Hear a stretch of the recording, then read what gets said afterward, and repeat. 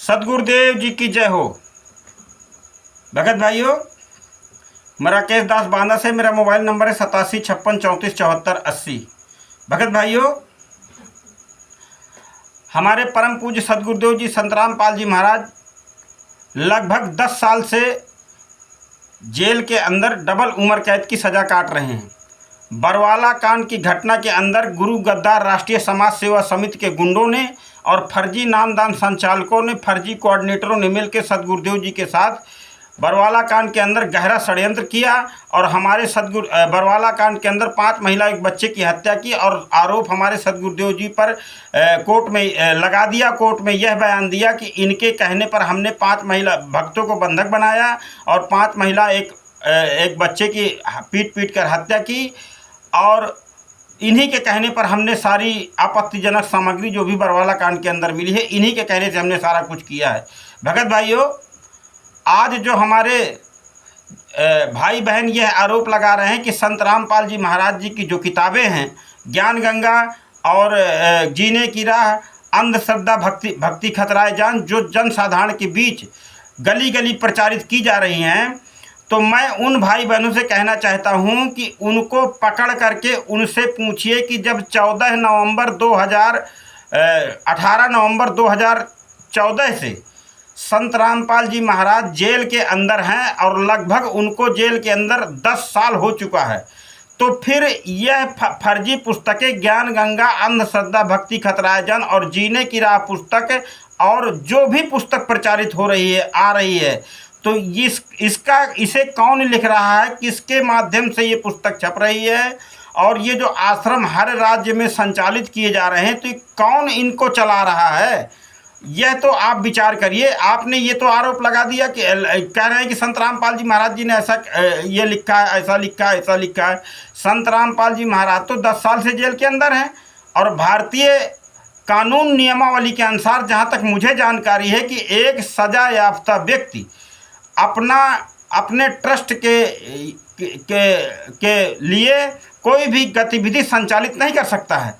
तो फिर कहाँ से ये आश्रम हर राज्य में हर आश्रम उनके नाम से चलाया जा रहा है और धड़ल्ले से उनके नाम से ठगी की जा रही है।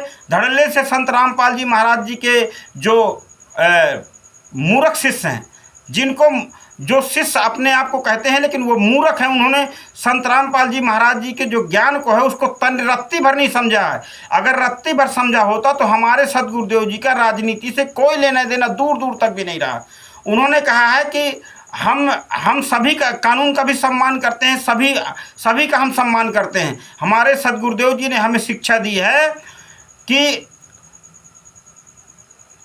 आय का आदर करे और जात नवावे शीस, तुलसी ऐसे मीत से मिलन 20 हमारे सदगुरुदेव जी ने तो हमें ज्ञान दिया है कि स्वप्न में भी किसी की आत्मा को ठेस नहीं पहुंचाना है, चाहे शब्दों के माध्यम से हो और चाहे ऐसे पुस्तक के माध्यम से हो। तो हमारे पहली बात तो मैं आपको जानकारी देना चाहूँगा, जो भी यूट्यूब के माध्यम से वीडियो बना करके यूट्यूब में डाल रहे हैं कि संत रामपाल जी महाराज जी ने तो ज्ञान गंगा पुस्तक लिखी ही नहीं है। संत रामपाल जी महाराज जी ने तो पुस्तक लिखी थी भक्ति सौदागर को संदेश, जो अपने सत्संग के माध्यम से वो स्वयं पुस्तक को दिखा भी रहे हैं।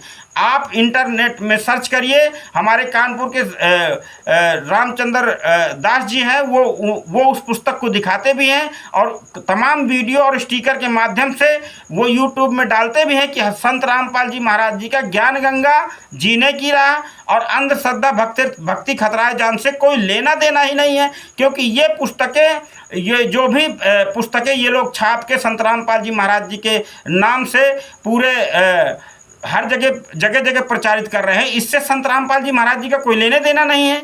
ये जो भी जितनी मिलावटी पुस्तकें, इसमें जो भी आपत्तिजनक भाषा लिखी हुई है, तो आप जो प्रचारित करता है व्यक्ति, जो आपके दरवाजे पुस्तक लेने जाता है कि बड़ा अच्छा ज्ञान है, उसको पकड़ के पहले बैठाओ, उससे पूछिए कि आप ये पुस्तक ला कहाँ से रहे हो। जब 18 नवंबर 2014 से सदगुरुदेव जी जेल के, आपके संत रामपाल जी महाराज जेल के अंदर है, तो आप फिर ये पुस्तक किस प्रिंटर प्रेस से छपवा करके ला रहे हो या किस ट्रस्ट के माध्यम से आप ये पुस्तक जो है जनता में प्रचार कर रहे हैं, इसका लेखक कौन है?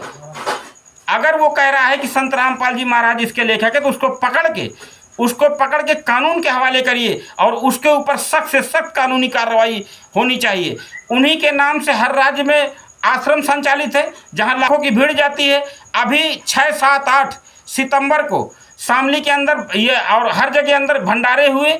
ये कैसे हो रहे हैं? जब संत रामपाल जी महाराज 10 साल से जेल के अंदर हैं, तो फिर ये किसके नाम से ये आश्रम चलाए जा रहे हैं? कौन जिम्मेदार है इसका? और फिर हाथरस जैसी घटना हो जाती है और फिर कोई जिम्मेदारी लेने वाला नहीं है, और भोले भाले सीधे साधे लोग बेचारे फंस जाते हैं इन चतुर लोगों के जाल में। तो बरवाला कांड के जो षड्यंत्रकारी हैं, जिनके द्वारा ये हर राज्य में आश्रम संचालित हो रहे हैं, वही हमारे सदगुरुदेव जी के साथ उन्होंने पहले भी षड्यंत्र किया।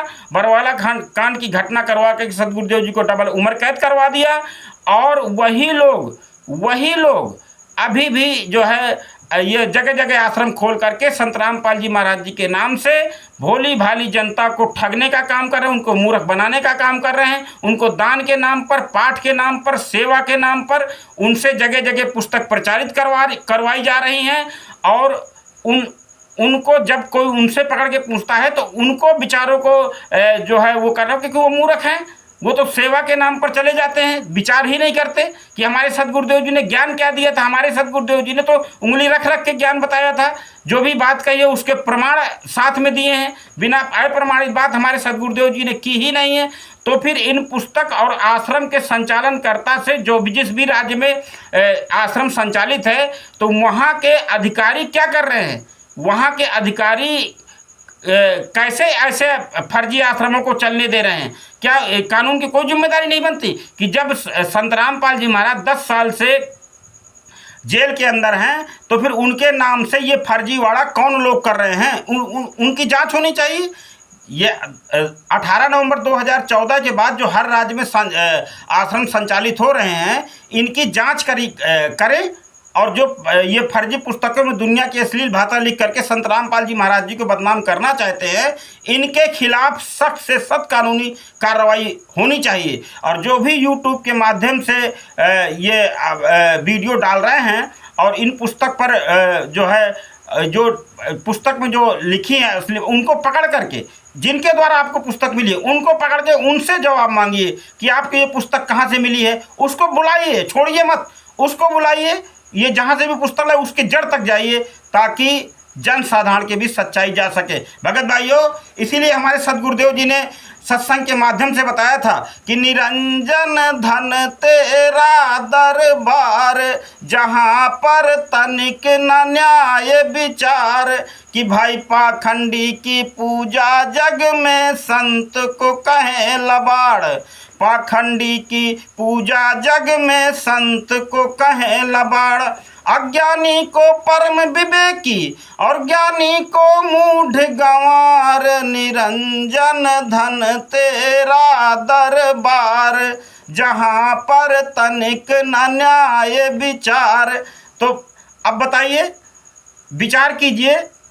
जगत के भाई बहनों से मेरा निवेदन है, विचार करिए। आज कोई बुद्धू नहीं है, इंटरनेट का ज़माना है, सैटेलाइट का युग। जरा से बच्चे एंड्रॉइड फ़ोन चला रहे हैं, 1 मिनट में सारा सर्च करके पूरा निचोड़ निकल आता है। तो जो भी हमारे भाई बहन ये संत रामपाल जी महाराज जी के पुस्तक जिनको मिल रही है, आश्रम में ये चल रहे हैं, इनके खिलाफ जो भी ये पकड़े जाए पुस्तक वाले, इनसे पूछिए, ये जिम्मेदार हैं। इनसे पूछिए ना कि ये आश्रम, ये पुस्तकें आप लोग कहाँ से लाए हैं, आप लोगों को कौन ये सेवा करवा रहा है। उनको पकड़ के उनको कानून के हवाले कीजिए, क्योंकि संत रामपाल जी महाराज जी का तो इनसे दूर दूर तक भी कोई लेना देना नहीं है। और बरवाला कांड की सारी हकीकत को जानने के लिए ज्ञान अमृत एवं षड्यंत्र का विष नामक पुस्तक को मंगवाइए और उसका अध्ययन कीजिए। उसमें बहुत ही सरल भाषा में हमारे सदगुरुदेव जी के साथ बरवाला कांड की घटना का कोर्ट का जजमेंट, जो माननीय न्यायाधीश महोदय ने कोर्ट का जजमेंट जो फाइल है वो संलग्न है ज्ञान अमृत एवं षड्यंत्र का विष नामक पुस्तक में। उस पुस्तक के माध्यम से आप उस पुस्तक को मंगवाइए, आपको सच्चाई पता चल जाएगी कि वास्तविकता क्या है संत रामपाल जी महाराज जी के साथ। वास्तविकता के में षड्यंत्रकारी कौन है, किन्होंने संत रामपाल जी महाराज जी के साथ इतना बड़ा षड्यंत्र करके उनको सजा करवाई है।